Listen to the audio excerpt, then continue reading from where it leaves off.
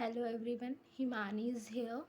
Today we will discuss the fourth type of operator which is the shorthand assignment operator. आज हम discuss करेंगे short hand assignment operator C language में, जो कि आपका chapter operator चल रहा है उसका फोर्थ टाइप है ये. ठीक है.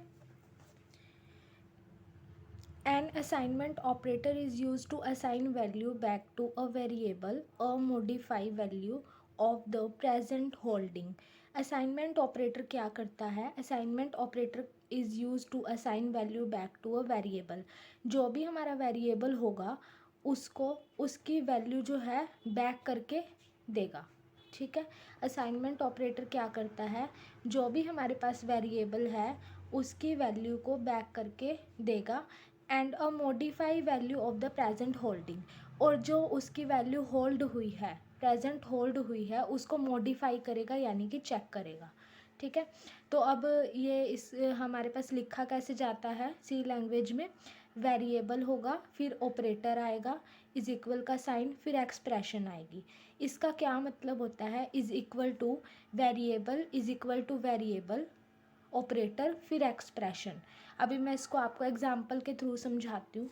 एग्जाम्पल के थ्रू देखो क्या है. ये हमारे पास ए जो कि हमारे पास क्या है? वेरिएबल, फिर प्लस का साइन जो कि हमारे पास क्या है? ऑपरेटर, फिर इक्वल, फिर एक्सप्रेशन. हम इसको सी लैंग्वेज में ऐसे लिखेंगे, जिसका मतलब क्या होगा कि ए जो है वो इक्वल है किसके? A+7 के. ए के अंदर क्या ऐड होगा? 7. मतलब कि उसके अंदर 7 इंक्रीज हो रहे हैं वेरिएबल के अंदर. तो ये वही चीज़ है. वेरिएबल क्या है? ए, ऑपरेटर क्या है? प्लस, इज इक्वल का साइन, फिर एक्सप्रेशन 7. इसको हमने क्या लिखा हुआ है? ये किसके इक्वल होता है? वेरिएबल, इक्वल का साइन, फिर से वेरिएबल, फिर ऑपरेटर, फिर एक्सप्रेशन. ठीक है. सी लैंग्वेज में ज़्यादा बड़ा ना लिखें तो उसके लिए हमने इसको छोटा करके लिख दिया है. तो इसको इसलिए हम इसको कहते हैं short hand assignment operator.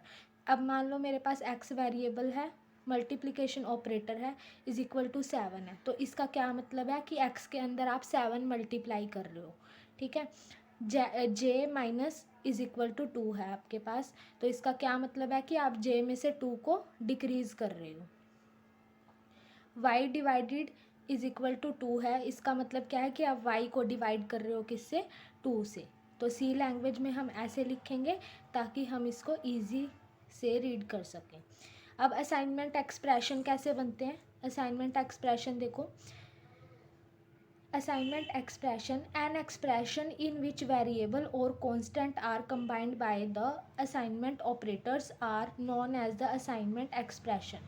assignment expression वो expression होती है जिसके अंदर वेरिएबल और कांस्टेंट कंबाइन किए जाते हैं. किसके द्वारा? असाइनमेंट ऑपरेटर के द्वारा.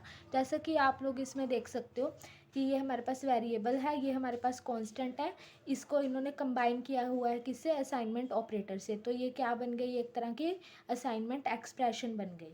ठीक है. तो अब advantages of assignment operator in C language. Advantages देखो इसकी.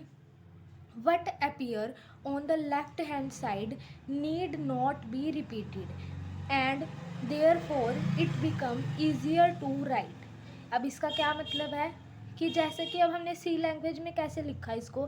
वेरिएबल, फिर ऑपरेटर, फिर इक्वल, फिर एक्सप्रेशन यानी कि कांस्टेंट हो गया. लेकिन अगर हम वैसे सॉल्व करते हैं तो इसका मतलब ये है, तो वेरिएबल को 2 बार लिखना पड़ रहा है. वेरिएबल को 2 बार लिखना पड़ रहा है. लेकिन सी लैंग्वेज में हम वेरिएबल को एक बार लिख के और एक बार प्लस का साइन डाल के तो इसको लिख देंगे. तो इसका मतलब यही होगा.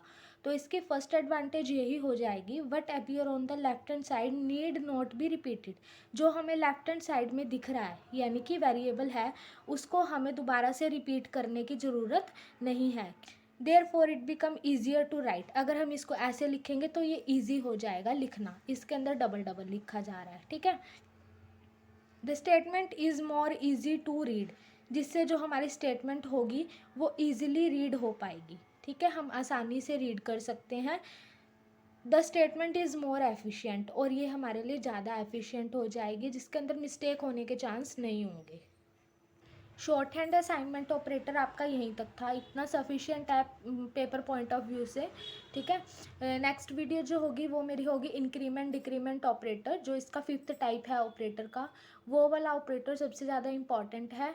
तो अगर आपको मेरी वीडियो अच्छी लगे, वीडियो को लाइक करें, कमेंट करें और शेयर करें, और मेरे चैनल को सब्सक्राइब करें ताकि आने वाली वीडियोज़ आप आसानी से देख सको। Thank you.